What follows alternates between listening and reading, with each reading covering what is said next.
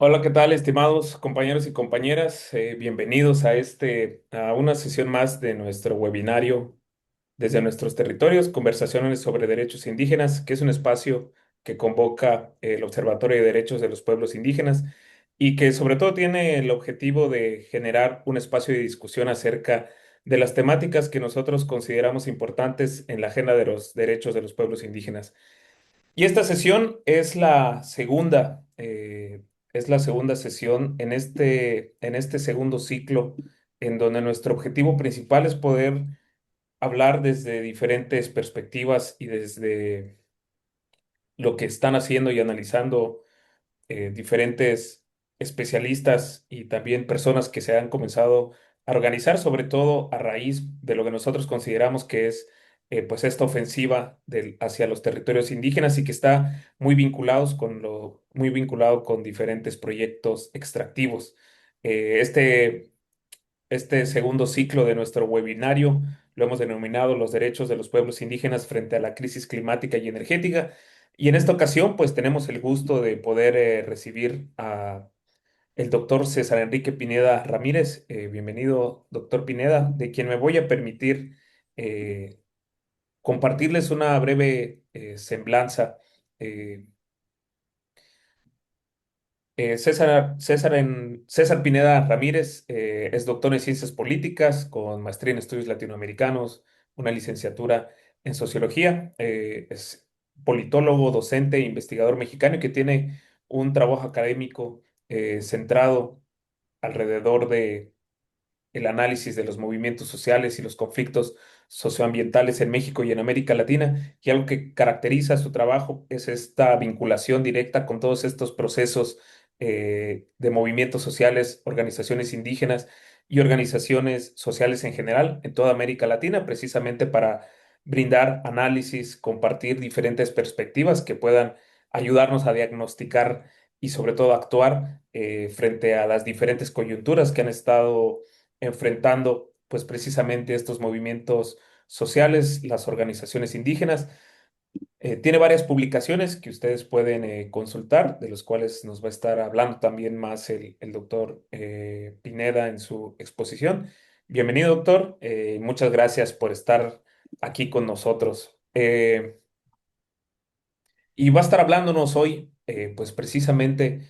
para compartirnos diferentes aspectos y diferentes conceptos que nos ayuden a entender y a sentar un poco para analizar qué es lo que está sucediendo en nuestro país y sobre todo también frente a este discurso eh, vinculado con el gobierno de la Cuarta Transformación,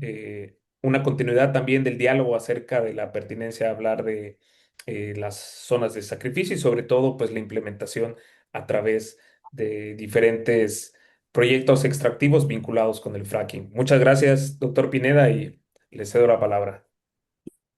Muchísimas gracias, José, y muchas gracias a todo el proyecto y el observatorio por invitarme. Como tú mismo lo planteas, mi reflexión desde el mundo académico en realidad partió de hace un poco ya más, casi 2 décadas, de una preocupación por estar acompañando o siendo parte de algunas de las luchas en defensa de la tierra, el territorio y los bienes naturales. Es una reflexión que, aunque ahora presentaré como de manera teórica, parte de haber estado directamente involucrado con los ejidatarios de Tláhuac contra el proyecto de la línea 12 en apoyo y acompañamiento contra el despojo del bosque en el caso de Xochicuautla, eh, eh, de manera muy cercana y que seguimos ahí, que por cierto quiero comentar que hay 2 compañeros presos del Consejo de Ejidos y comunidades opositores a la presa La Parota y que llamaríamos a ustedes y a otras organizaciones a firmar la carta que vamos a ir pronto por exigiendo su libertad y que pues, hemos estado mucho tiempo de manera intermitente en el caso de La Parota apoyando en lo que podemos a los compañeros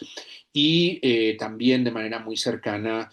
durante ya muchos años con el Frente de Pueblos en Defensa de la Tierra en San Salvador Atenco, junto con muchas otras luchas que hemos estado conociendo y que hemos estado en los últimos años, en las últimas décadas, incluso reflexionando también. Y quiero compartir con ustedes precisamente el resultado de lo que empezó siendo en realidad un taller precisamente para pueblos, organizaciones y comunidades para pensar más allá del extractivismo, porque todos ahora entendemos, y creo que fue muy importante en su momento, toda la dinámica pedagógica sobre el despojo y sobre el extractivismo que caracterizan, pues en realidad, los modelos económicos capitalistas en nuestra América Latina, pero al ir indagando precisamente y al ir intentando comprender también cómo entraban y se unían varias luchas o podíamos ayudar a que se enlazaran muchas luchas, fuimos encontrando que la dinámica no se restringía a que el capital se apodere de bienes naturales, sino de manera incluso cada vez más preocupante de que el capital rehace la naturaleza a su modo, y es ahí donde empieza una batalla con los pueblos indígenas, porque no solo es arrebatarles o la propiedad o el uso de un bien natural, especialmente, por ejemplo, el agua, donde el observatorio me decía sus preocupaciones en torno del fracking, sino la capacidad tecnológica del capital para intervenir los ecosistemas y remoldearlos, rehacerlos, que es lo que hemos estado viendo ahora con esta enorme capacidad que tiene la tecnología, incluso toda la ingeniería y la intervención para, por ejemplo, producir o fabricar islas artificiales donde en los lugares turísticos se pueda entregar estas nuevas islas artificiales al capital inmobiliario, o bien, aunque pensamos sobre todo la consideración de cómo la agroindustria avanza sobre los bosques y las selvas, deforestando, que no lo hemos pensado como una reconversión, no solo como un efecto no deseado, o sea, como que se cortan muchos árboles y por tanto desaparece la biodiversidad, sino en el sentido de que la expansión en sí misma de la agroindustria es una forma de rehacer la naturaleza convirtiendo ecosistemas complejos en ecosistemas al servicio de la máxima ganancia. Y de esa preocupación, es decir, múltiples luchas que en distintos territorios con muy distintos proyectos, porque sabemos además que por un lado, por ejemplo, todo el extractivismo minero que ha sido muy agresivo en México, junto con los proyectos de construcción que llegó a su cúspide en el momento del Peñato, pero que la cuarta transformación ha reactivado evidentemente con el Tren Maya, nos ha llevado a pensar múltiples luchas que pues algunos son de oposición a carreteras, puertos, aeropuertos,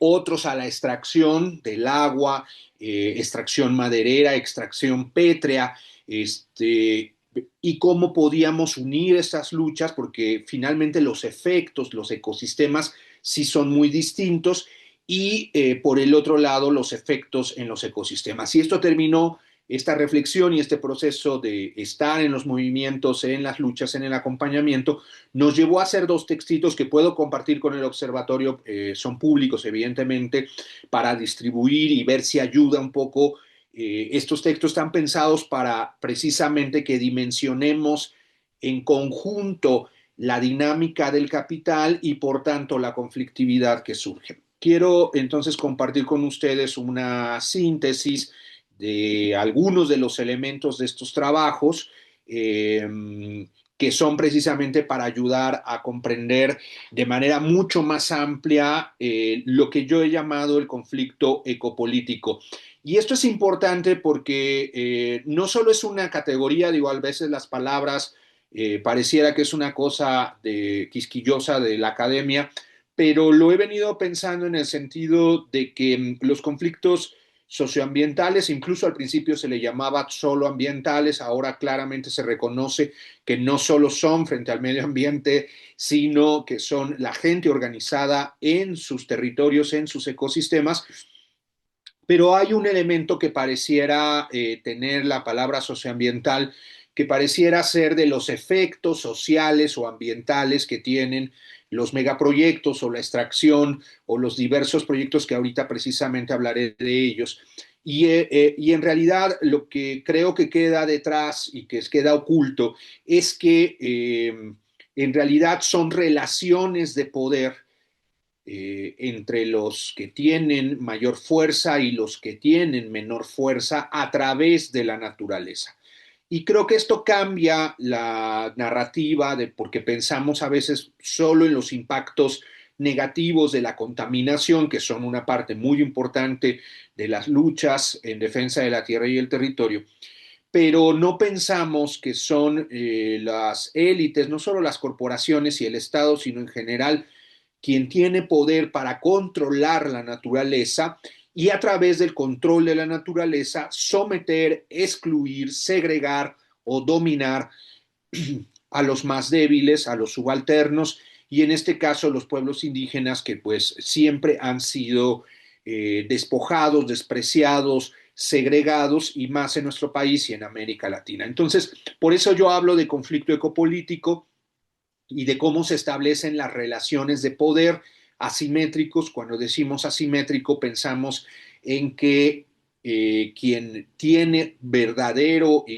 poder para imponerse territorialmente, esa es la asimetría, tiene un enorme poder para imponerse en el territorio y quienes tienen menos poder para controlar la naturaleza y los territorios, y ahí se establece esta relación que llamamos asimétrica. Quiero platicar entonces sobre algunos de los elementos que hemos pensado. Y bueno, partir simplemente con la idea que creo que ya todos conocemos, pero que es bueno repasarla, en el sentido de que el origen de la expansión capitalista no tiene solo, aunque por supuesto la corrupción es muy importante, o la avaricia, pues de varias personas que pueden ser los promotores de una serie de proyectos para generar muchas ganancias, pero no está en el origen de la corrupción o la avaricia, la expansión en territorial y por eso le he llamado el despliegue del capital en la naturaleza, porque es la lógica del mismo capital la que lleva a la expansión infinita. La idea de que el capital se expande de manera constante, siempre digo, el capital crece o perece, lleva en sí mismo a su lógica a través de la competencia entre corporaciones y en cómo el Estado asegura las condiciones para que esa competencia se realice y se mantenga un circuito infinito donde las ganancias se vuelven a invertir para conseguir más ganancias. Es dinero que busca dinero, que es una lógica que a la mayoría de la gente nos parece irracional, pero que es como funciona en realidad el mundo capitalista y que tarde o temprano esta dinámica de dinero que busca más dinero o inversión que busca nuevas inversiones, nuevas ganancias y nuevas reinversiones, termina por agotar los espacios donde se ha invertido y por tanto requiere expandirse. Y esa expansión también tiene una lógica violenta incluso entre capitales, porque vemos cotidianamente cómo las empresas no solo compiten entre sí, ya muchos autores y pues toda la dinámica que vemos cotidianamente, vemos cómo un capital necesita destruir a otro. Schumpeter le llamaba a eso destrucción creativa, a él le parecía positivo en el sentido de que un capital destruye otros capitales a través de la innovación con nuevos productos o con nueva tecnología y eso lo vemos muy claramente incluso en productos donde no necesariamente vemos directamente la ocupación territorial. Lo hemos visto, por ejemplo, muy claramente en cómo rápidamente se ha ido sustituyendo en menos de 3 décadas estos formatos, por ejemplo, de que se empezó para hacer, para ver las películas que pasaban, ¿no? De un formato beta para ver en casa, a VHS, a DVD, al streaming, y cómo en cada secuencia las nuevas compañías destruyeron a las anteriores a través de una innovación tecnológica. Y esta destrucción entre capitales es una lógica que puede ser una lógica bélica, una lógica, digamos, muy violenta. Pero si esa misma lógica de expansión y destrucción de otros capitales y de competencia entre ellos también a través de los precios. Esto, pues, la mayoría de quienes han estado aquí en el seminario de los pueblos indígenas lo saben porque la gran agroindustria compite porque determina con una gran producción los precios, especialmente, por ejemplo, del maíz,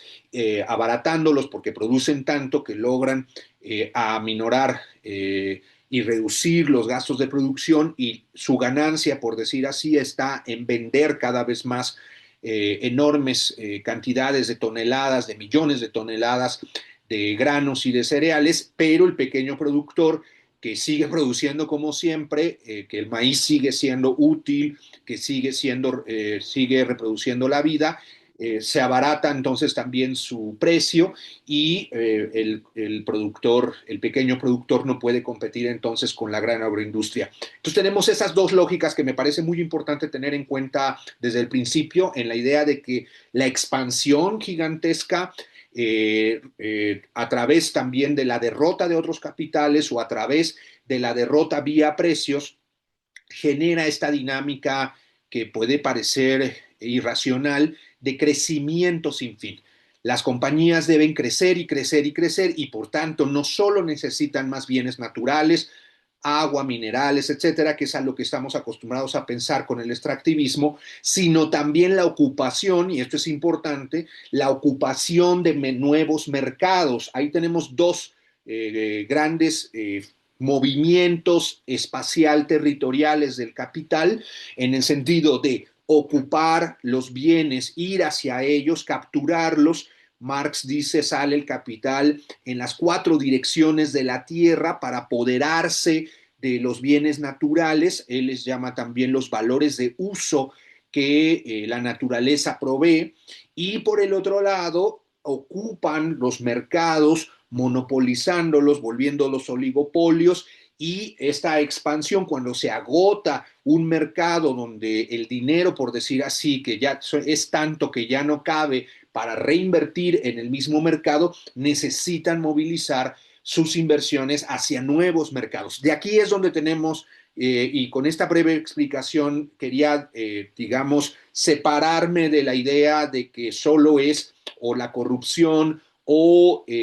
la avaricia lo que mueve la dinámica del capital, cuando el capital en sí mismo, por su lógica competitiva, tiene una lógica de crecimiento. Y es esta lógica de crecimiento la que es contradictoria con los tiempos de la naturaleza, con los tiempos de regeneración de la naturaleza, con los tiempos de disolución. Siempre digo el ejemplo de que la naturaleza sí tiene la capacidad para, por decir así, disolver toda la suciedad y la contaminación que nosotros producimos, pero necesita tiempo. Pero el problema de producir tanto en tan poco tiempo hace que los ecosistemas no los puedan disolver los químicos, las sustancias, los desechos, la materia orgánica, y por tanto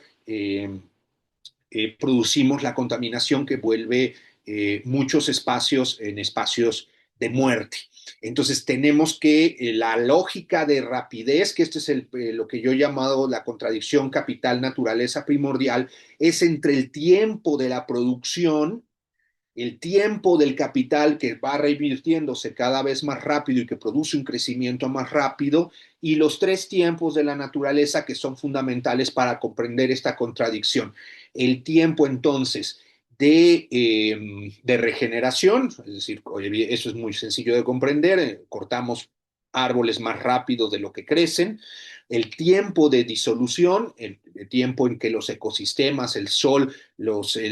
propios elementos de la naturaleza disuelven nuestros desechos y el tiempo de adaptación, que este es muy importante. El capital también rebasa los tiempos de adaptación de los ecosistemas y de otras especies. Las especies pueden adaptarse a los cambios que hacemos los humanos y el capital, pero el problema es que el capital lo hace de manera tan rápida que muchas especies no lo tienen. Siempre doy el ejemplo entre el oso perezoso y las gaviotas. Las gaviotas, como pueden volar y como comen muy distintas cosas, se pueden adaptar cuando contaminamos una playa, bueno, vuelan a otra o se alimentan incluso de nuestros desechos. Y en ese sentido, ciertas aves, los pelícanos, las gaviotas, pueden adaptarse un poco a los cambios muy abruptos que estamos haciendo. Pero el oso perezoso, por ejemplo, es una especie que pues, se mueve muy lentamente y se alimenta de ciertos insectos, de ciertos ecosistemas. Por tanto, si dañamos esos ecosistemas, el oso perezoso no puede adaptarse rápidamente y lo empujamos hacia la extinción. Este es el conflicto central entre los tiempos del capital y los tiempos de la naturaleza que produce una contradicción irresoluble, una contradicción que no se puede resolver dentro del capitalismo. Ahora, esta contradicción se despliega espacialmente y esto, como decía yo, y que es lo que quería presentar también en estos ejemplos que voy a dar, se despliega de manera distinta, y esto es muy importante para que veamos estos ejemplos que estoy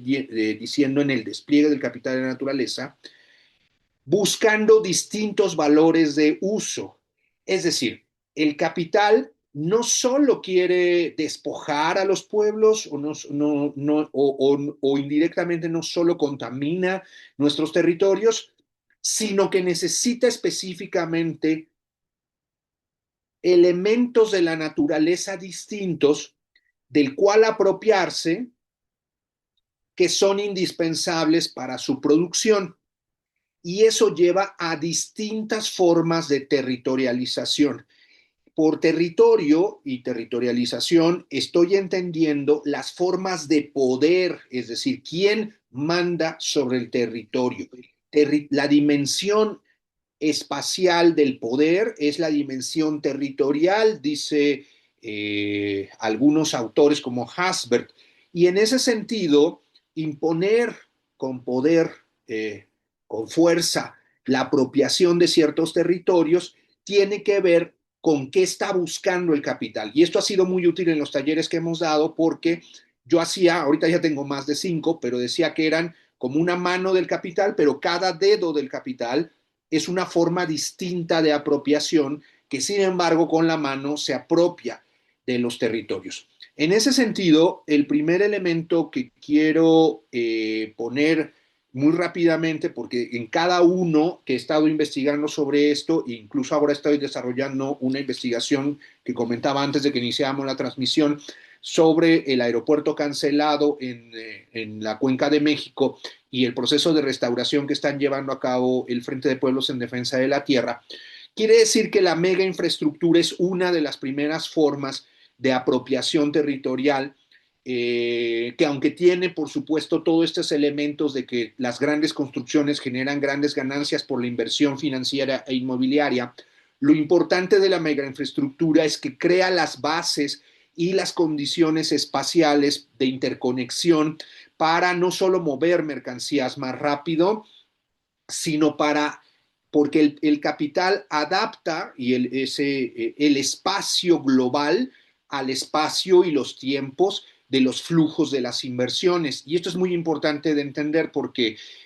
los tiempos de nosotros, de la gente común y corriente, son espacios y territorios locales, en ecosistemas locales, pero las inversiones se mueven de un lado a otro del planeta y el capital busca inversiones con megaconstrucciones que unen precisamente mercados, rutas que son del tamaño, por decir así, o de la escala del gran capital mundial. Podríamos decir que el gran capital no tiene llenadera porque su espacio siempre es global y en cambio los ecosistemas, las otras especies no humanas, nosotros mismos nos desarrollamos a nivel local, en ecosistemas locales, localizados además, que tienen límites y en cambio el gran capital no tiene límites. Por eso lo que vemos no es solo, aunque también están un poco locos y planean proyectos que son cada vez más faraónicos, pero esos espacios están diseñados precisamente a nivel global para hacer interconexiones de enormes, gigantescos espacios, Norteamérica, América, y donde se da la disputa entre espacios. Solo por citar un ejemplo que no me puedo detener mucho aquí, es el ejemplo precisamente que investigo de los aeropuertos. Lo que he encontrado es que los grupos aeroportuarios, por ejemplo en México, que se privatizaron en la década de los 90, algunos de esos grupos aeroportuarios han seguido expandiéndose con la lógica que yo decía al principio y ahora han empezado a comprar, por ejemplo, el aeropuerto de Puerto Rico, otros aeropuertos en otras partes del mundo, porque se están expandiendo, pero entonces necesitan competir por los viajeros internacionales, pero también por los servicios y las rutas de la aviación, en una, y más en la aviación que es gigantesca, en espacios de interconexión gigantescos, mientras nosotros pues desarrollamos nuestra vida productiva, nuestra vida cotidiana y las demás especies en los ecosistemas pequeños que quedan rebasados y sobre todo dominados por esta escala gigantesca del capital. Una de las formas de despliegue es esa mega infraestructura, pero una segunda que conocemos muy bien es la hiperurbanización gentrificadora. Hay que recordar que gentrificación viene de gentry, de la palabra en inglés gentry, que significaba la clase pudiente, bueno, la clase terrateniente, pero es como la clase más rica expulsa a los pobres o a las clases medias de las ciudades. Por eso no hay gentrificación buena. La gentrificación es un proceso de expulsión, de ocupación espacial de la urbe en contra de, por supuesto, los que tienen menos poder. Entonces aquí tenemos lo que yo decía al principio de las relaciones ecopolíticas, es decir, ¿quién tiene mayor poder? Los grandes inversionistas que planifican grandes megainfraestructuras, sometiendo los espacios locales a las necesidades del capital. Y en este caso, en las ciudades, no pienso solo en la urbanización, por ejemplo, que en Ciudad de México o en varias zonas urbanas de México, pues una buena parte de la urbanización es de las clases populares, pero las clases populares construyen su casa, a veces como autoconstrucción, y se detiene el proceso constructivo a pesar pues de que el problema es que son muchísimos millones de personas que no tienen alternativas de construcción y generan estas enormes periferias urbanas empobrecidas y precarizadas. Pero hay otra forma, yo separo las dos porque el pobre, por decir así, construye casa pues para sobrevivir. Pero hay otra forma de urbanización que es urbanizar para obtener ganancias, obtener dinero y entrar en esta lógica que yo mencionaba de dinero que busca más dinero para obtener más ganancias, reinversión en un circuito, en una espiral de crecimiento sin fin. A esa otra forma de urbanización le llamo hiperurbanización porque hemos visto incluso en otras partes del mundo, ahora que estuvo de moda el mundial, como por ejemplo se construyeron megaestadios para el mundial en Brasil y luego para eso se tuvo que desalojar y expulsar a la gente pobre de varios barrios para poder hacer estas megaconstrucciones y al final varias de ellas quedaron abandonadas. O también construcciones que son faraónicas, que cambian por completo el entorno urbano. En Ciudad de México tenemos la Torre Mítica como un ejemplo de ello, donde incluso ellos tienen problemas, esto también ha sucedido en Nueva York, de construir mega rascacielos, pero que son tan costosos que prácticamente se agotan las posibilidades de quién puede comprar esta serie de departamentos de hiperlujo. No hay tantos ricos en cada ciudad y por tanto tenemos la contradicción de rascacielos semi abandonados o semi ocupados porque hay una sobreproducción urbana, una sobreproducción de edificios. A esto es lo que yo le llamo hiperurbanización, con un enorme gasto de materiales, de cemento, de grava, de vidrio, de acero, de metales, evidentemente acaparando el agua. Esta es una segunda forma de despliegue del capital de la naturaleza. Luego tenemos especialmente este que conocemos muy bien, que es el extractivismo, pero fíjense cómo el despliegue del capital busca cosas distintas en cada lugar. Es decir, la mega infraestructura necesita territorializar, necesita interconectar, entonces necesita ocupar espacios gigantes para construir sus mega infraestructuras. La hiperurbanización le interesa solo el ecosistema como suelo para construir, suelo cercano a las ciudades, suelo en el centro de las ciudades o suelo con acceso a los grandes servicios para otorgárselo a los ricos y por tanto requiere de ubicaciones espaciales distintas. En cambio, en el extractivismo, que es el de los más destructivos, necesita solo uno o algunos elementos del ecosistema en su conjunto. Todos entendemos que para la gran minería, la gran industria extractiva, que puede ser petróleo o cobre o plata, solo le interesan estos tres elementos que acabo de decir, desorganizando el ecosistema a su conjunto. Todos conocemos la forma de hacer explotar las rocas, triturarlas, pasarlas por agua con grandes químicos, con una intensidad de químicos para disolver los minerales, para separar los minerales de las rocas, y el gasto gigantesco de agua que requiere a veces solo la producción de un gramo de oro, a veces entre 1.500 hasta 2.000 litros de agua, es decir, un tinaco completo o más de un tinaco de nuestras casas para producir solo un gramo de oro. Pero esta concepción de que tienes, por decir así, que meter la mano en el ecosistema, desorganizar todo, desbrozarlo, destruirlo, desgajarlo para buscar y encontrar el elemento que estás buscando. Si se fijan aquí, por eso me interesa mucho compartir estas ideas, en el sentido de que el despliegue del capital no solo es extractivo, sino es un tipo de ocupación, apoderarse, en el primer caso, de la mega infraestructura, de espacios que les son útiles incluso geopolíticamente para producir interconexiones. En el caso de la hiperurbanización, ocupar suelo urbanizable, suelo de construcción que vincule a la gran ciudad, a la gran metrópoli y su acaparamiento y control por las clases más ricas. Y en cambio en el extractivismo, que generalmente es en los territorios periféricos, en los territorios aislados,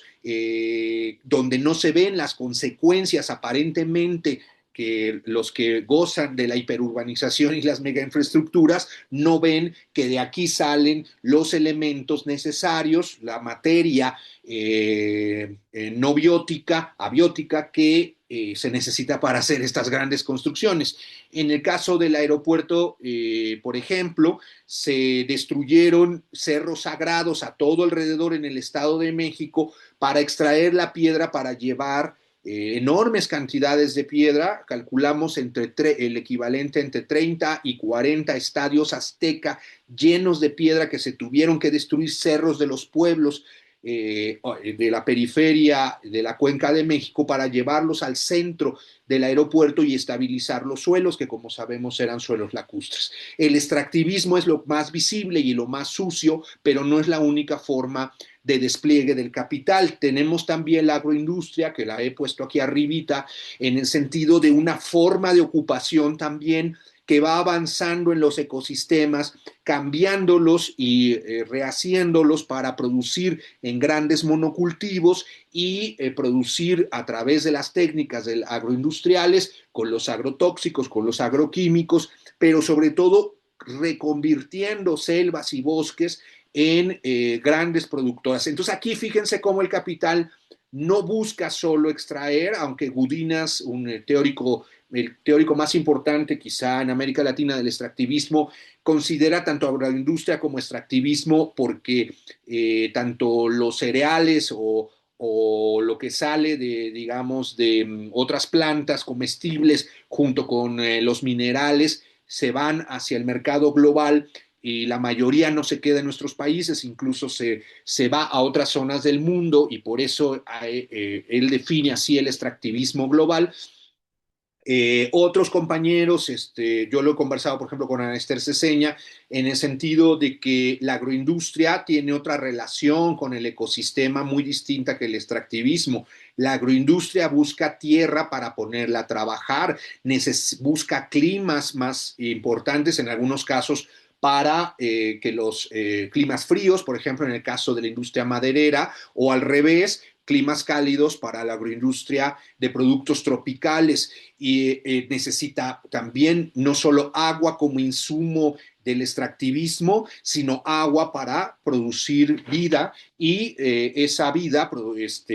venderla. Es muy importante además pensar que la agroindustria somete a las otras especies de manera industrial y de manera cruel y que el paquete, por ejemplo, de toda la agroindustria ganadera es tan grave y que se retroalimenta entre sí, que la agroindustria produce cereales y forraje para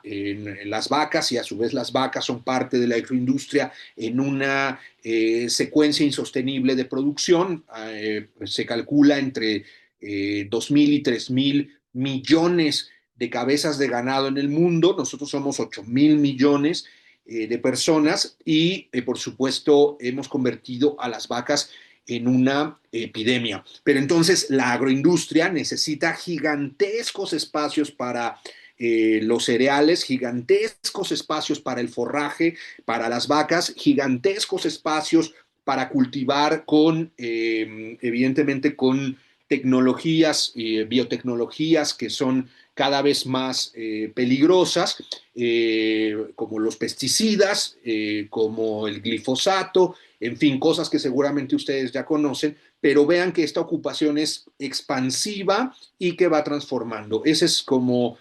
otra forma del despliegue del capital. Y en el sentido, por ejemplo, del extractivismo, ahí podemos ver distintos niveles de extractivismo. Mencionaba yo el extractivismo pétreo, en el caso del aeropuerto, pero ahí estaría el extractivismo también petrolífero y también el extractivismo hídrico, que en el caso del fracking vincula uno con otro, se necesita cada vez más agua, ahí el agua, su valor de uso es como un insumo industrial, igual que en el proceso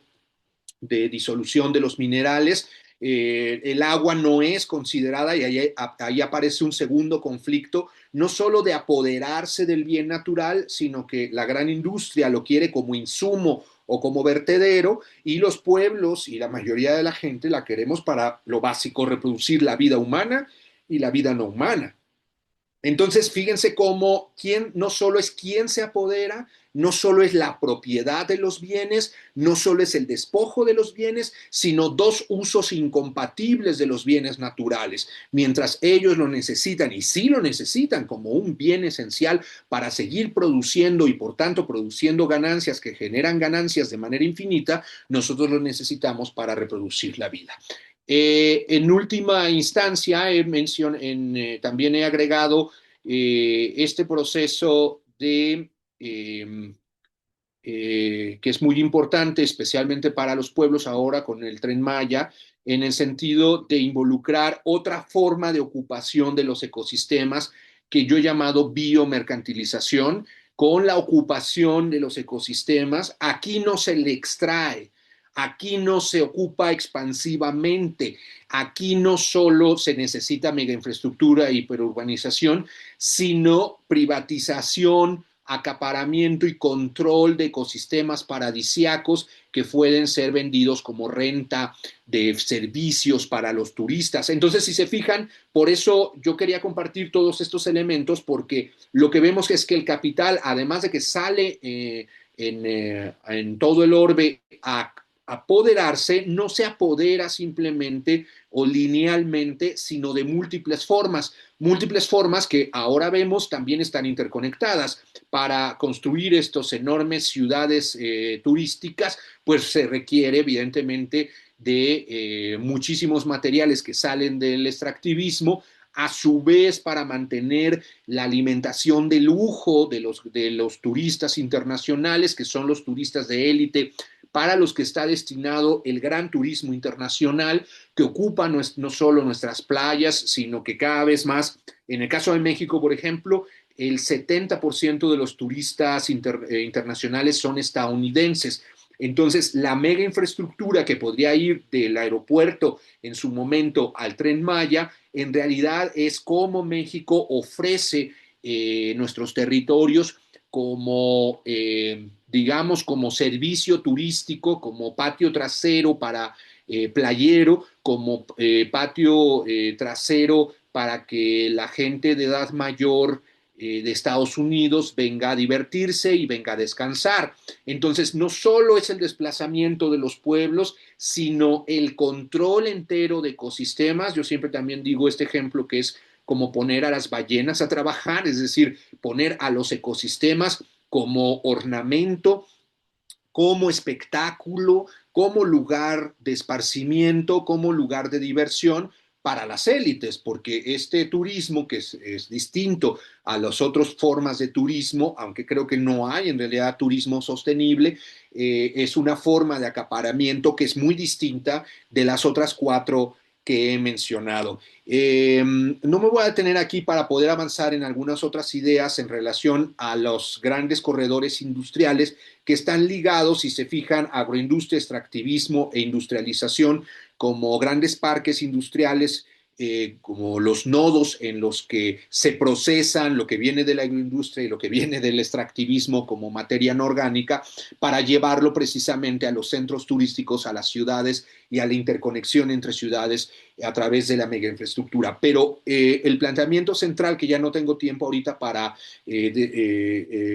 desarrollarlo más profundamente, es que el despliegue del capital interrelacionado tenemos que verlo efectivamente como una forma de rehacer la naturaleza, reordenarla al modo del capital, a veces de manera, la mayoría de las veces de manera insostenible. Pero lo importante para entender, y dentro de ellos el fracking y otras formas de acaparamiento y de privatización, lo importante que decía yo es que quizá debemos entenderlo más bien, yo siempre lo denomino así, como que el capital y las élites de la mano del Estado crean un nuevo orden, un nuevo régimen socioecológico. ¿Qué es un régimen socioecológico? Son todas las formas en que nos relacionamos, en cómo se establece y se estabiliza una forma de organización social para extraer, para producir y para desechar. Y en ese sentido, los grandes capitalistas en las últimas 4 décadas con el neoliberalismo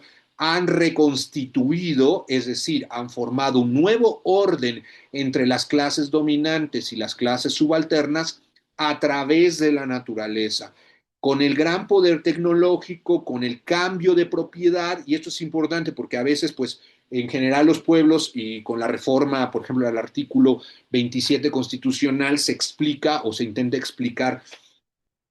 pues el cambio de estructural de base, y esto es cierto. Es decir, pero si lo vemos en conjunto, no solo cambia la propiedad a partir de las leyes y por tanto hacia la privatización, sino la forma tecnológica por la cual se acaparan, con los ejemplos que he dado yo espacial y territorialmente en la secuencia pasada del despliegue del capital, pero también eso significa reorganizar las relaciones del trabajo. Y en ese sentido, esta triple matriz que le trato de explicar es todo un nuevo orden. No solo es la privatización, no solo es la nueva tecnología, no solo es la nueva relación del trabajo, sino también la forma de acaparamiento y de rehechura de la naturaleza.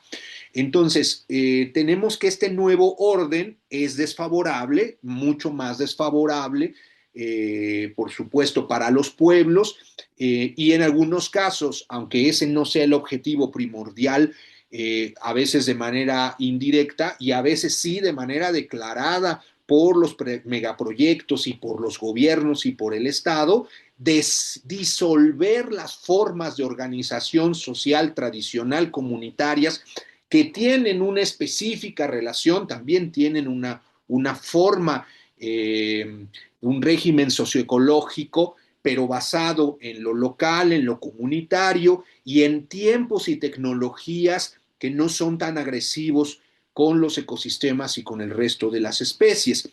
Eh, la forma de organización, no solo los pueblos indígenas por su cultura o por su lengua o porque no participen o participen parcialmente en el mercado, igual o el pequeño campesinado o el pequeño pescador, sino que para poder imponer este nuevo orden, la organización social de los propios pueblos, comunal, de pescadores, de pequeños agricultores, se vuelve un obstáculo. Entonces, desmantelar, no solo se busca la apropiación de los bienes naturales, no solo la apropiación espacial de los territorios, como en el caso de los megaproyectos, no solo la ocupación y privatización, como en el caso del turismo,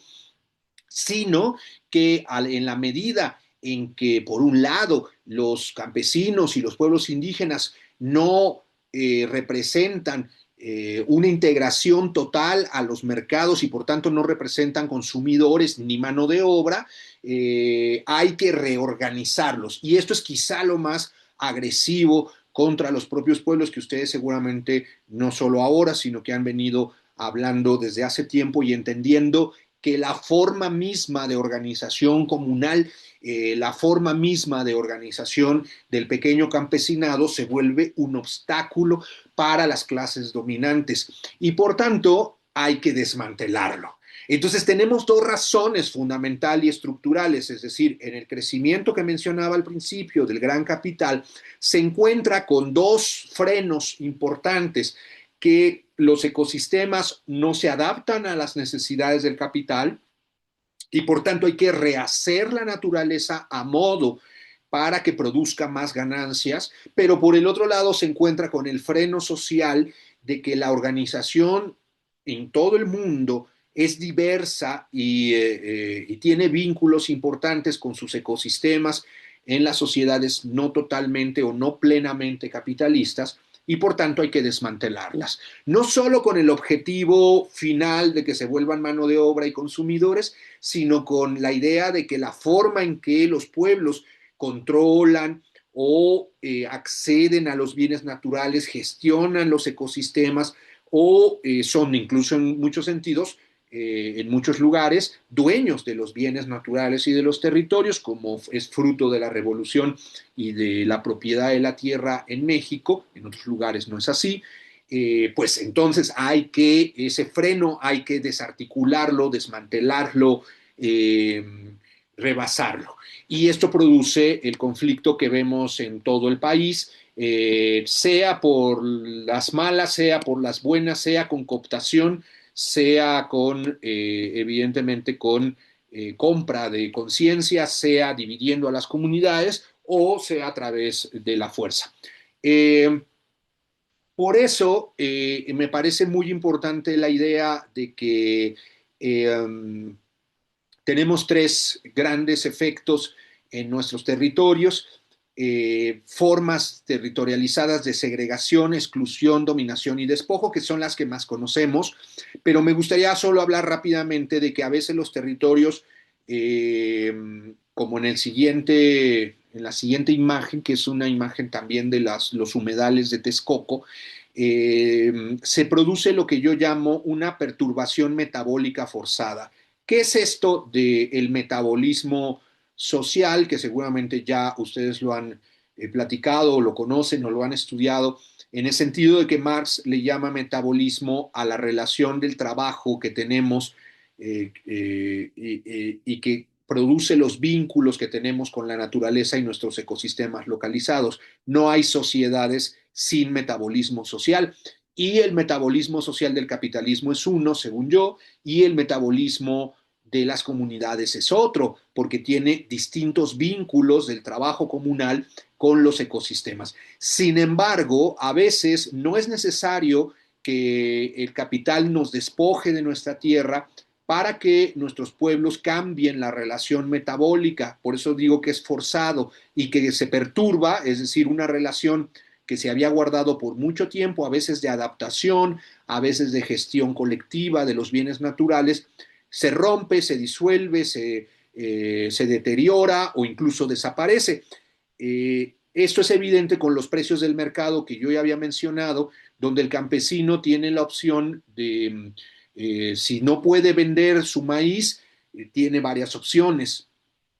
y se fuerza al campesino a tomar esas decisiones. Una decisión pues es abandonar la tierra o venderla. Pero otra decisión, y ese es mi ejemplo de la perturbación metabólica forzada, es que el campesino para poder sobrevivir y competir un poquito en medio de las condiciones de intercambio de los cereales que han determinado los grandes productores, las grandes corporaciones, la gran agroindustria, pues tiene que empezar a utilizar agroquímicos para elevar la producción. Entonces, a pesar de que el campesino no pierde la tierra, no es despojado literalmente, pero sin embargo es obligado a cambiar su relación metabólica y su relación metabólica cambia cuando introduce las tecnologías que quiere la agroindustria y empieza a utilizar los agroquímicos, empieza a utilizar organismos genéticamente modificados. Entonces ahí vemos un cambio que aunque el capital directamente no está en el territorio campesino, sino está en otros territorios agroindustriales, ha acaparado otras tierras que no son directamente las del campesino que estamos haciendo el ejemplo,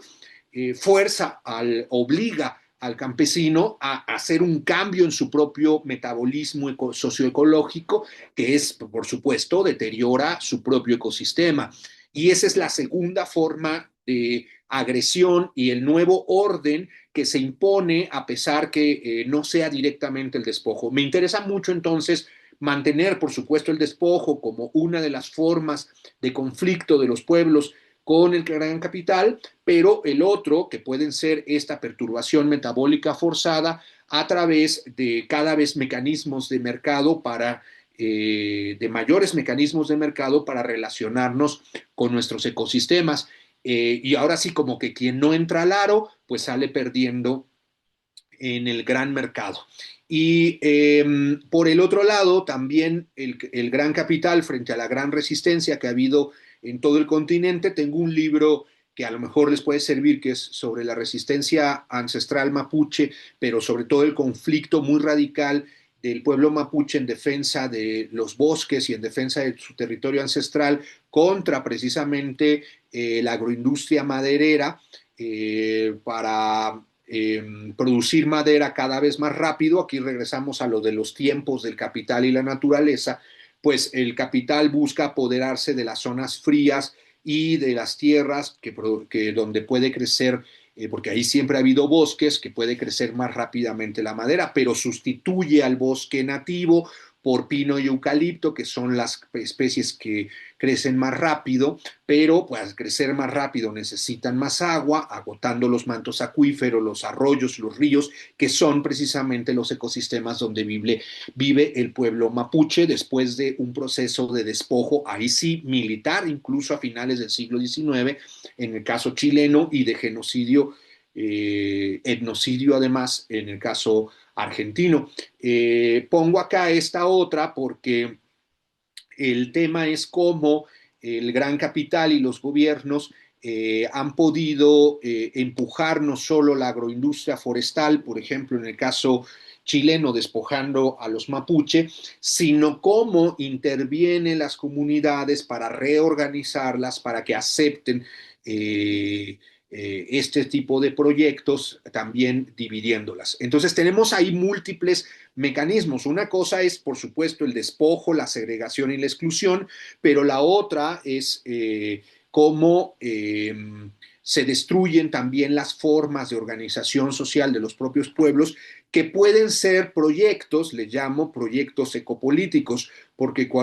ustedes conocerán mucho mejor que yo incluso cómo los pueblos, al darse cuenta de que sus ecosistemas y sus propias formas de vida son amenazadas, empujan nuevos proyectos de ocupación, gestión, recuperación, incluso a veces cuando los territorios han sido dañados, y se vuelven proyectos de los propios pueblos que tienen un horizonte ecopolítico, no solo la defensa, decir no te metas con mi parcela, no te metas en mi bosque, sino nuevas formas y horizontes y visión de cómo usar y gestionar los territorios, y también en muchas ocasiones de cómo restaurarlos. Entonces tenemos estos tres niveles de conflicto, uno donde los pueblos terminan totalmente como víctimas del despliegue del capital, otros donde aunque no sean despojados directamente, son obligados a cambiar su forma de vinculación con sus ecosistemas, y otra que es no solo la resistencia,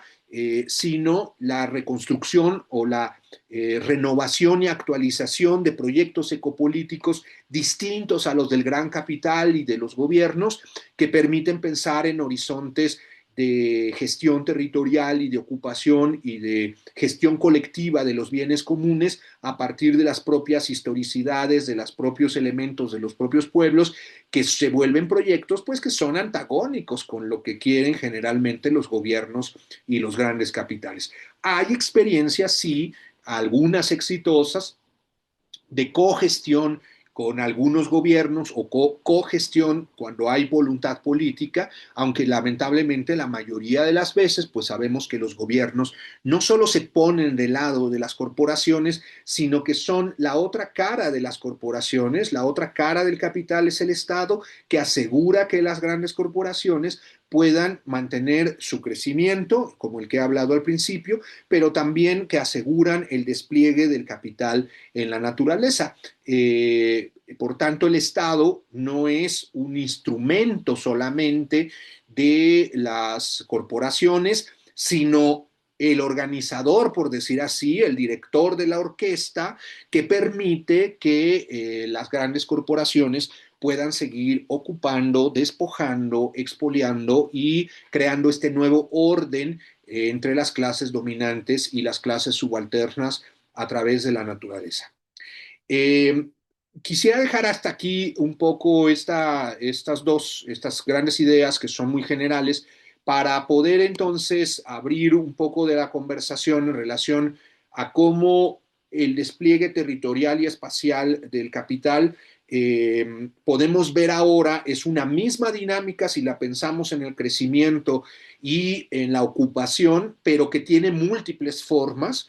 y que esas múltiples formas son las que hacen a veces que nuestros movimientos, las organizaciones, pues tengan problemas muy distintos, porque es muy distinto que si te van a construir una presa del tamaño de la bahía de Acapulco, a más bien si se ha modificado genéticamente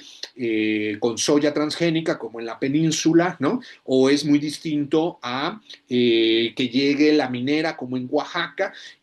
a extraer y devastar todo, o muy distinto si se despoja a una comunidad de su bosque para construir una carretera. Entonces, lo que tenemos es que aunque hay una lógica que es el centro del despliegue del capital de la naturaleza, que es la expansión infinita del capital, tiene múltiples modalidades. Pero ahí es donde viene el reto y con eso me gustaría terminar en el sentido de cómo pensamos precisamente en conjunto esta serie de movimientos territoriales, espaciales del capital, pero pensando entonces que los pueblos, a pesar de las enormes diferencias de las formas de despojo, de extracción, etcétera, pueden resistir de manera colectiva porque en realidad es la misma lógica del capital la que está detrás de la ocupación de los territorios. Y cómo los ejemplos, a pesar de ser ecosistemas muy distintos de gestión colectiva de los bienes naturales, como en el caso de Copuda en Oaxaca, como el proceso de restauración de los pueblos de Atenco, en el caso del aeropuerto, de saneamiento de las aguas, de gestión, yo le llamo bioregión, porque los compañeros de Atenco han cambiado su perspectiva ahora a cómo se restaura desde la montaña que alimentan los lagos hacia abajo, cómo estas experiencias nos ayudan a pensar tanto en luchas triunfantes, pero también en luchas y movimientos que nos permiten pensar en las nuevas formas. No basta incluso las formas tradicionales, sino a veces verdaderos proyectos ecopolíticos de los propios pueblos para, digamos, disputar y ganar la gestión de los territorios para la vida, para los pueblos, para las comunidades, en contra del capital de muerte, el capital que agota, el capital que depreda, el capital que socava, aliado de los gobiernos que pues destruyen los territorios. Y en ese sentido quería presentar estas ideas muy generales para entablar la conversación y poder establecer esta perspectiva básica de cómo son la lucha del poder de los más poderosos contra los menos poderosos, pero a través de la naturaleza. Muchísimas gracias por la exposición, doctor Pineda. La verdad es que muy clarificadora y sobre todo creo que nos ayuda a pensar una infinidad de nuevas posibilidades pues para enfrentar esta crisis. Yo quería antes de pasar a los comentarios preguntarle si podría abundar un poco más cómo se articulan pues todas estas diversas categorías, problemáticas, formas de apropiarse del capital con esta Con todas estas declaraciones y también en parte política pública de la Cuarta Transformación vinculadas con el fracking, ¿qué es lo que ha observado en sus investigaciones, también en el seguimiento que ha dado a las declaraciones, a las respuestas de las organizaciones sociales y las organizaciones indígenas, pues frente a esta nueva ofensiva vinculada con estos anuncios y también ya con la implementación bastante preocupante de las primeras medidas de prospección y todo lo vinculado con lo que ha sucedido estos últimos meses, tanto con la crisis energética como pues con estos nuevos espacios del capital?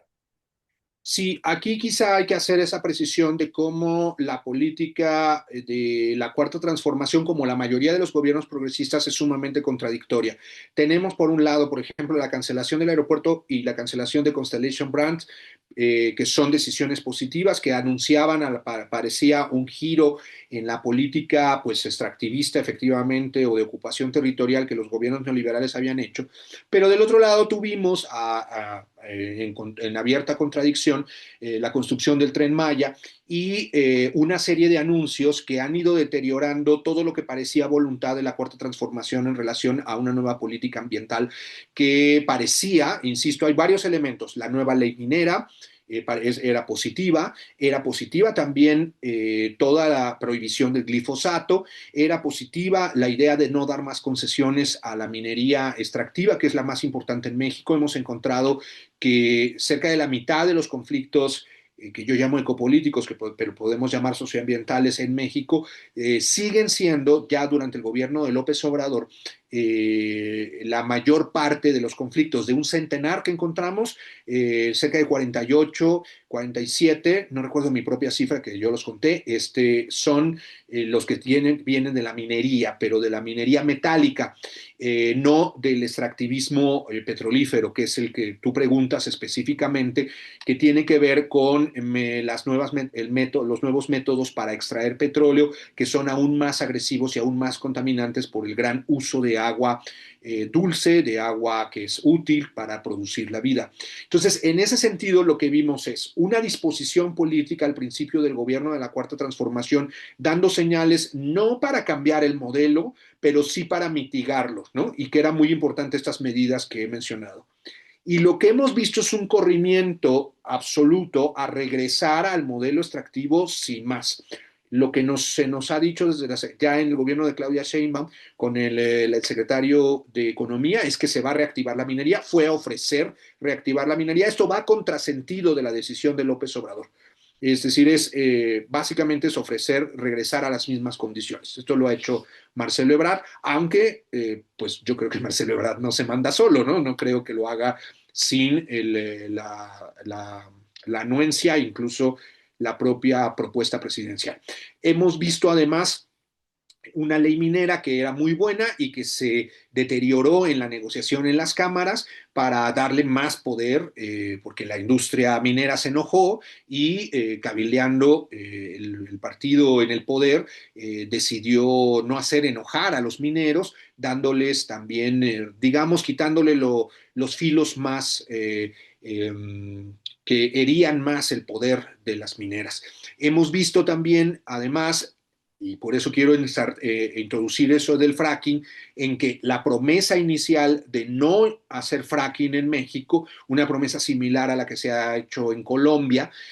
también por los gobiernos progresistas, se rompió con la presidenta Sheinbaum. A su vez, con el plan de inversiones, el plan México, con la idea de 100 parques industriales. Y claro, pues 100 parques industriales necesitan energía.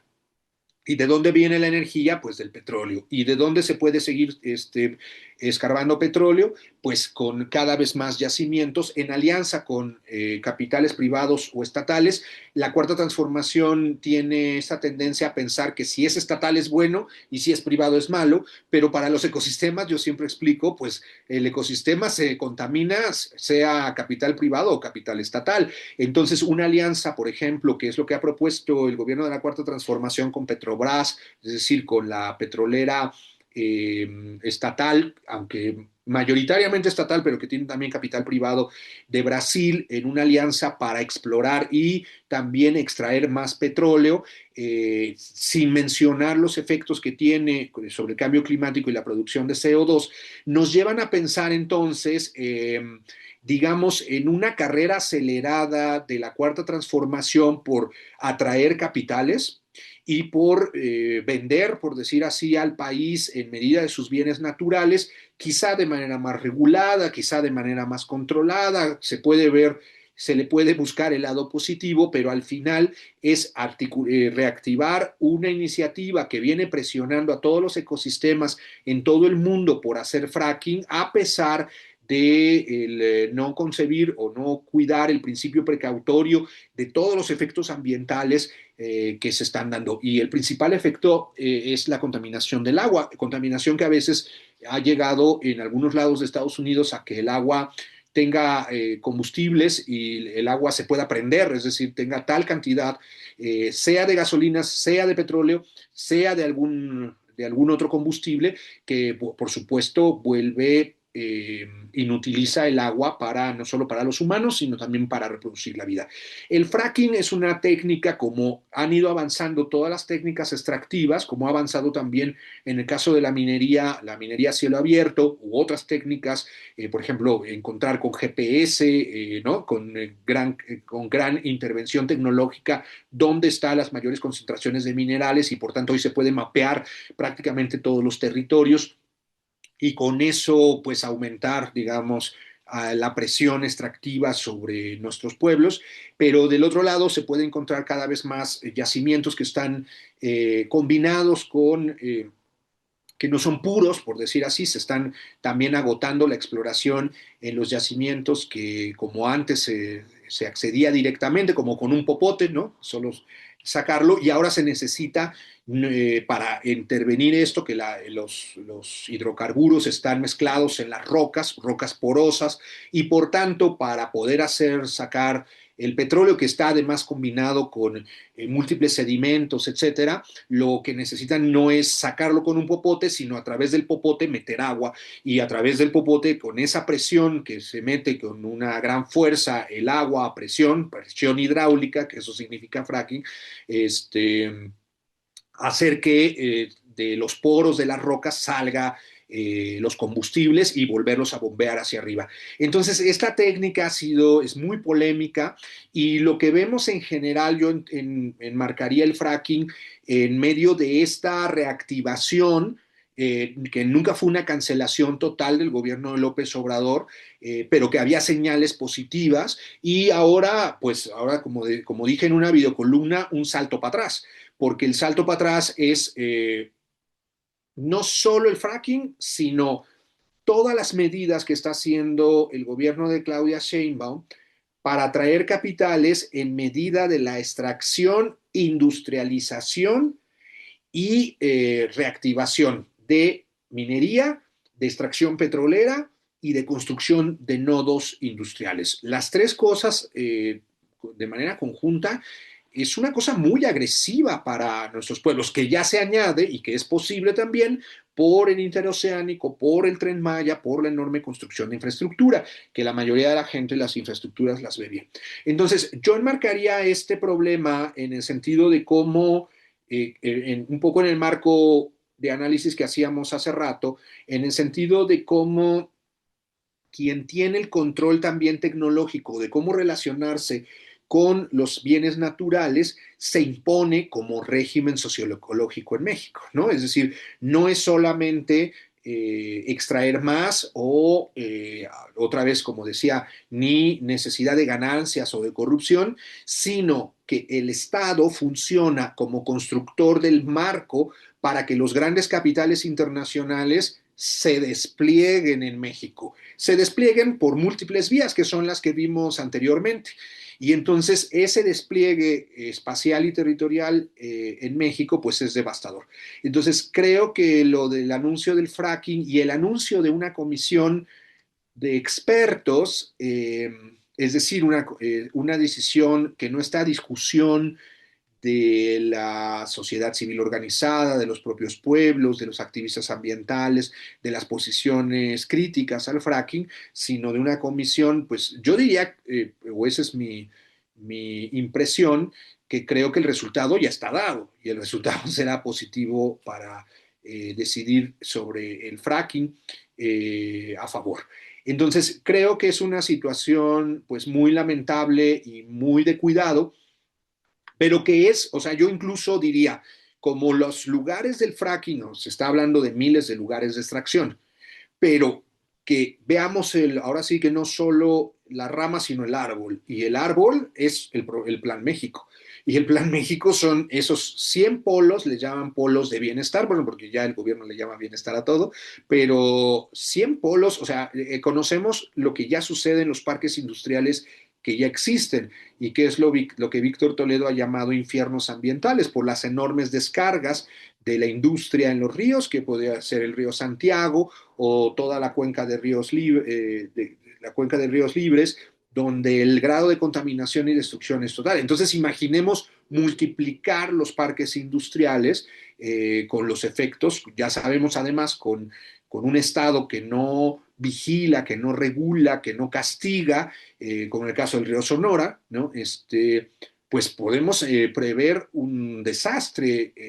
de un proceso de industrialización sumamente sucio y devastador para nuestros pueblos. Yo diría que el fracking es la estrategia adicional o la colita, por decir así, para reactivar en realidad toda la extracción petrolera. Y esto es muy grave porque aunque el petróleo es cierto, y esto sí esto es una contradicción, todos los gobiernos del sur se ven en un problema porque pues el petróleo sigue moviendo la economía mundial. Y entonces muchos gobiernos del sur dicen, yo no voy a dejar de producir petróleo, aunque esté produciendo cambio climático, porque necesito fortalecer mi economía nacional, incluso a veces a favor de los pobres. Pues el caso de China es fundamental, o sea, está produciendo CO2 a una velocidad y a una contaminación que ni siquiera en el momento de mayor industrialización de Inglaterra sucedía, por ser también una economía gigantesca y con millones de chinos. Eh, México pareciera estar tomando la misma decisión, es decir, utilizar el petróleo como dinamizador de la economía a pesar de las consecuencias que tenga, ¿no? Entonces, a eso va a contrasentido de la lucha por detener la extracción petrolera y el fracking, además de la reactivación del petróleo como eje también o base material de la economía, se le agrega el fracking como la cereza del pastel para no solo ya es contaminante, hay que volverlo más contaminante, no solo es destructivo, será más destructivo, pero vinculado además a los polos de desarrollo. Entonces lo que tenemos es un combo para los próximos 20 años que podría ser devastador para nuestro país. Muchísimas gracias, por toda la exposición. Yo creo que una de las cosas con las que nos vamos ya para, para pensar a futuro también, pues toda esta coyuntura y toda esta crisis es esto que comenta acerca de poder ver el árbol y no solo las ramas, que es uno de los principales objetivos de este espacio. Y quería preguntar a los que nos están, bueno, comentarles a los que nos están viendo, también a los que están aquí en la sala, si tienen alguna duda o algún comentario para poder hacerle al doctor Pineda. No se amontonen.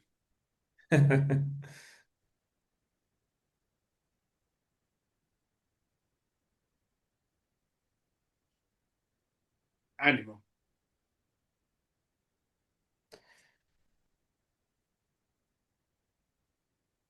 Bueno, vamos a esperar en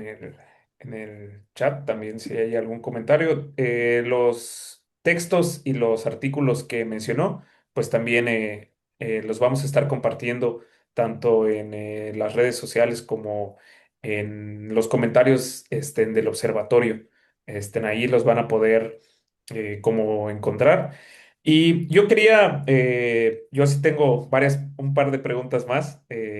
Acerca también de esta, yo creo que hay un aspecto que entre lo mucho que nos ha comentado, sobre todo referente a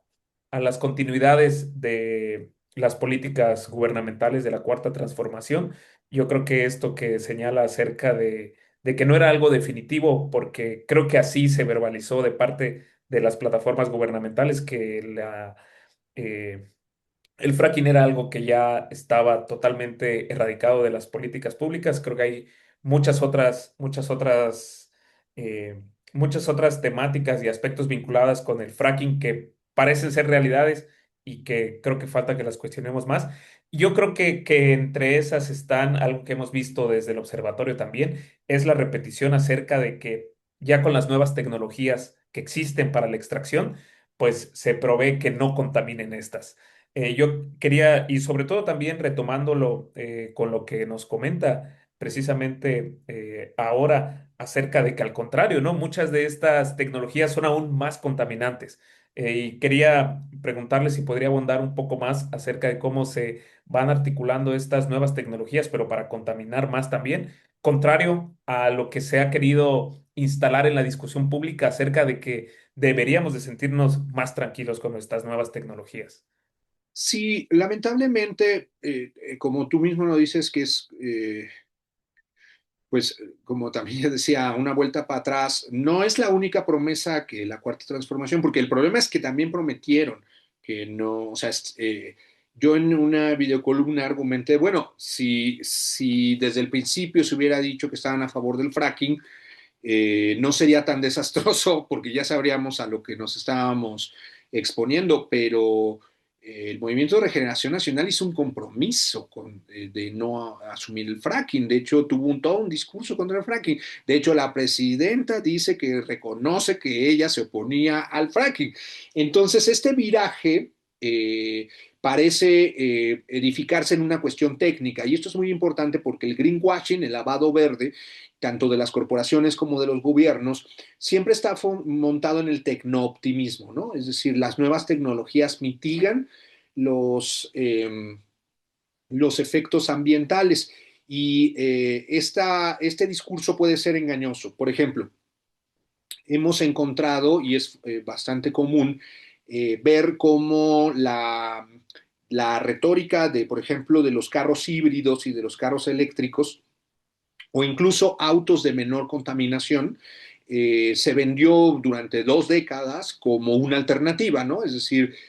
producir autos con menor cantidad de emisiones. Pero el problema, o incluso esta versión todavía más popular en el sentido de que las botellas de PET de la gran industria refresquera podía ser un 40 o un 30% elaborado con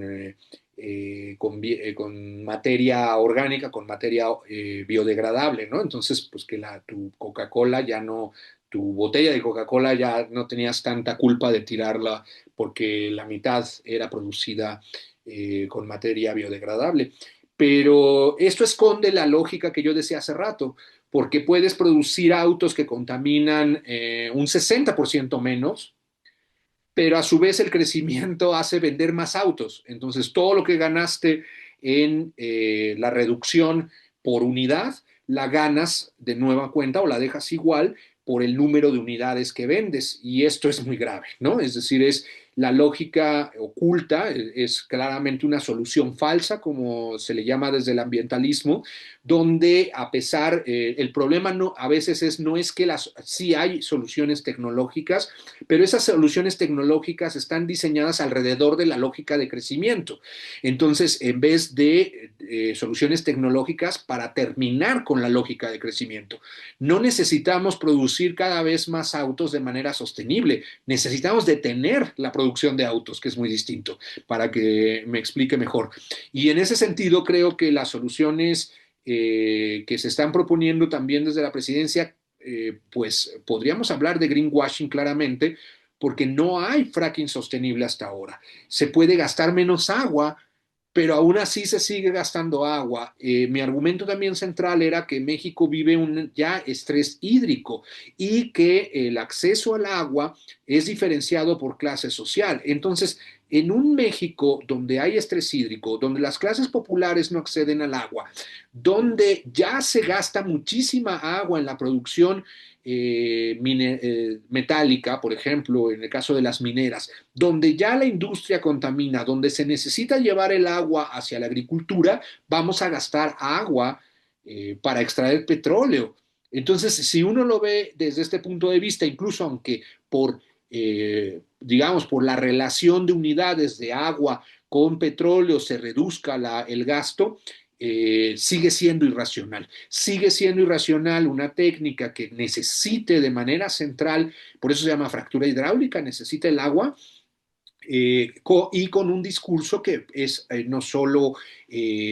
pasivizante, no solo tranquilizador, sino que es falso, porque pareciera, este es el problema de las soluciones tecnológicas que nos dan siempre desde el capital y el gobierno, que la técnica en sí misma puede ser incluso optimizar el gasto de energía o el gasto de agua o ser más productiva, pero sacada de su contexto es una falsa solución, es greenwashing. Y yo creo que lo que se está diciendo desde la presidencia, lamentablemente, es greenwashing, porque, insistimos, o sea, en un país donde no se ha resuelto no solo el acceso al agua, sino donde vive grandes zonas de estrés hídrico, vamos a empezar a dirigir agua hacia la producción de un contaminante, ¿no? Creo que había dos preguntas, pero se nos fue nuestro moderador. Eh, gracias, Mariana. Y Eric, creo, yo te doy la palabra, Eric. No sé si tú quieres hablar.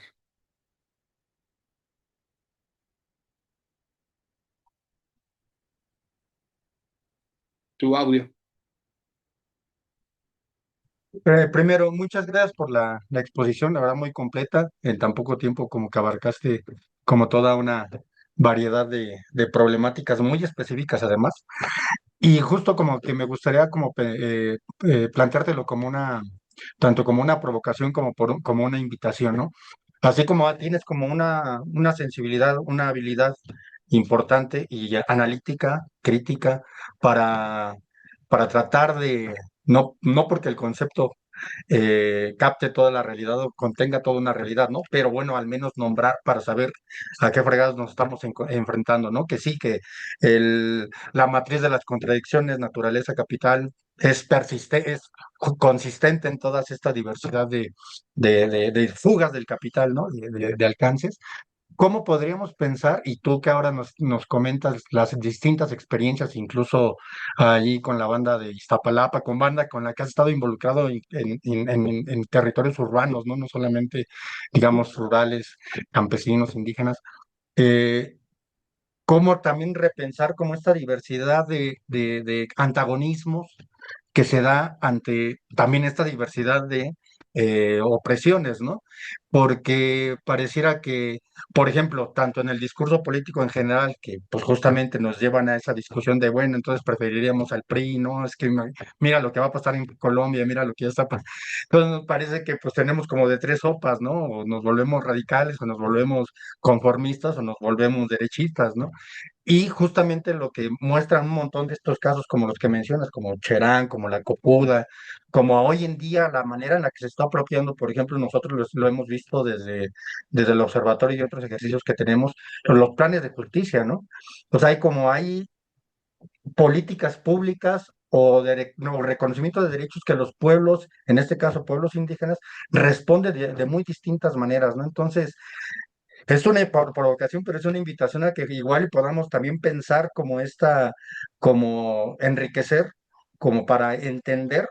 sí, lo que los enfrentamos, pero también sí es cómo lo estamos confrontando y por las buenas, por las malas, por las que sea, pero lo hay, ¿no? Entonces, creo que es interesante ahí, sobre todo tú que has tenido esa oportunidad de hacer como este tipo de acompañamientos en distintos ámbitos, de distintas digamos, incluso latitudes allá con la banda mapuche del camp. Eh, no sé, igual en algún momento dado sería un ejercicio que estaría chido realizarlo y si si tú te ofreces como comentas, también a que en algún momento dado se pueda dialogar también en este término, sin espacios, pues obviamente con mucho más eh, profundidad, pues la neta sería súper bien. Te agradezco mucho. Te No, agradecemos. gracias por el comentario, que es muy importante lo que dices. Yo creo que tendremos que empezar a pensar precisamente como de ver todas las formas de resistencia sin enjuiciar unas a otras, ¿no? Y pues ver que yo he dicho en varios espacios eh, pues que a mí desde el escritorio no me gusta decirle a la gente cómo luchar, ¿no? Porque además, como yo sí he estado mucho en muchos movimientos, entiendo también incluso que aunque tengas la idea, no es sencillo acordarla en una asamblea, ¿no? O sea, pues es que la gente no es tonta, si tiene alternativas, pero acordarlas colectivamente con la presión del gobierno, con la presión de las corporaciones, con las divisiones comunitarias o con la contaminación de los territorios, pues es una decisión todavía más complicada, ¿no? Pero yo, solo para comentarlo, aunque se necesita efectivamente, como tú mismo dices, Eric, un espacio especial para eso, creo que sería muy importante revisar efectivamente las matrices donde los movimientos unidos pudieron tener más influencia a pesar de las limitaciones de los gobiernos progresistas. Por ejemplo, es muy obvio que los gobiernos progresistas no son un cambio estructural. Yo defino a los gobiernos progresistas como no totalmente neoliberales, pero tampoco la superación del neoliberalismo, que parece una contradicción, pero así es, y es más bien tendríamos, con lo que tú dices, necesitamos o formulaciones o palabras, no como tú mismo dices, por buscar el concepto y a ver quién se vuelve famoso con un concepto, sino porque a veces esas palabras y esas formulaciones sí nos ayudan a pensar realidades más complejas. Y yo creo que los gobiernos progresistas son un tipo de gobierno que efectivamente es más complejo y que por eso nos provoca también problemas a los pueblos y a todos, o sea, porque es muy difícil, tienen tantas contradicciones, pues que si tú ves la contradicción mala, pues te tienes que oponer. Si tú vienes solo el lado positivo de los gobiernos progresistas, hay gente por eso que los apoya y los abraza. Pero si ves las dos modalidades de cada gobierno progresista, ahí se empieza a complicar, ¿no? Y yo creo que cada pueblo necesita una discusión estratégica. Los sin tierra dicen malo con Lula, peor sin él, que es un poco de lo del, ¿no? El mal menor. Pero creo que lo que es importante en los movimientos como los sin tierra es que tengan una discusión y que lleguen unitariamente a una decisión estratégica, sea la que sea. La resistencia total, colaboración crítica, ¿no? O participación, porque lo que creo que sí es muy negativo es cuando los pueblos se dividen en torno de la forma estratégica de cómo afrontar a estos gobiernos. Y ahí es en detrimento de los pueblos, ¿no? Yo ahí sí diría que esa es la opción que deberíamos tratar de evitar. Y creo que cuando hay voluntad política, o sea, yo por ejemplo siempre digo esto y pues es desconcertante, o sea, la verdad es que es una cuarta transformación en lo del aeropuerto y otra en la del Tren Maya. O sea, una disposición absoluta y una cosa, pues que hemos visto en varios movimientos, como en Ayotzinapa, ¿no? O sea, que criminaliza, que sataniza, que estigmatiza, que le cierra las puertas a los movimientos, etcétera, ¿no? O sea, una cuarta transformación, pues igual de autoritaria, si se quiere, a veces no usando totalmente la policía, aunque hay casos como el de Perote, pues donde hubo 2 muertos, o sea, igual que con los gobiernos del PRIAN, pero pues vemos una cuarta transformación que se cerró por completo a cualquier tipo de incidencia de la sociedad civil. Y en otras, procesos exitosos como es el de Texcoco, que la verdad es un ejemplo no de la disposición solo del gobierno, sino de la actuación de los pueblos, donde los pueblos, en otro momento podemos conversarlo, e incluso con ellos mismos, que los puedo invitar a que platiquen o que platiquemos, pues una medida de restauración donde pueblos y gobiernos sí caminan de la mano, ¿no? Y ahí pues uno puede ver una relación positiva. Entonces yo creo que no es una provocación buena, más bien la que tú dices, porque creo que pues necesitamos platicar de esas experiencias, ¿no? Y que cada quien tome las decisiones que necesita tomar estratégicamente. Y yo creo que resistirse por completo, colaborar críticamente, ¿no? Son todas opciones que cada pueblo tiene que valorar porque necesitamos una política situada donde a veces los pueblos no tienen la fuerza para resistir muchos años o no son muchos a veces, ¿no? Y entonces en esa correlación de fuerzas, pues hay que tomar una decisión, ¿no? Y yo no condenaría, así lo he dicho, y en el caso de Atenco, como son mis compas, ahí sí lo puedo decir, o sea, es como de, ahí no había condiciones, por ejemplo, para mantener, o sea, fue el último suspiro de la resistencia lo que permitió la cancelación. No sabemos qué hubiera pasado si ese último núcleo del Frente de Pueblos no se hubiera resistido. Eh, pero estaba pues agotado porque pues fueron muchos años de represión, de división comunitaria, de compra,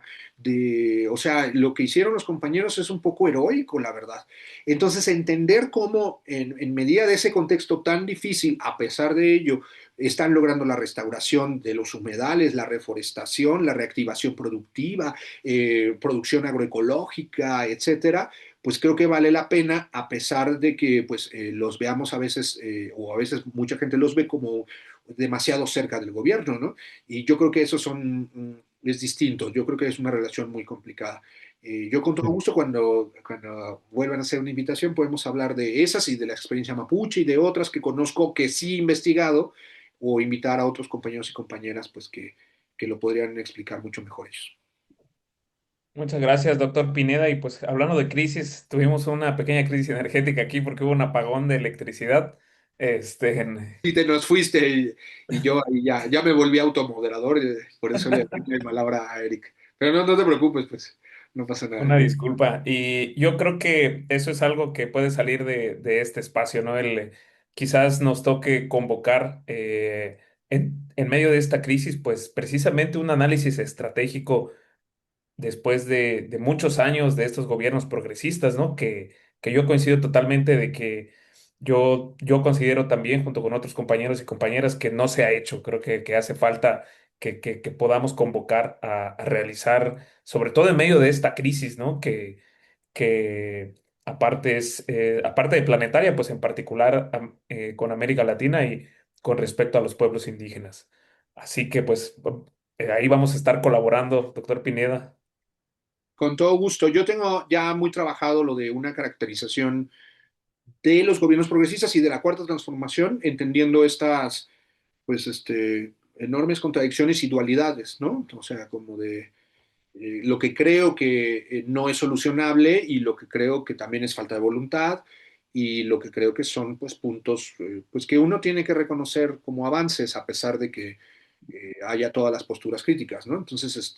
yo ahí lo tengo muy trabajado, si más adelante lo necesitan y eso lo comparto y lo platicamos, por supuesto.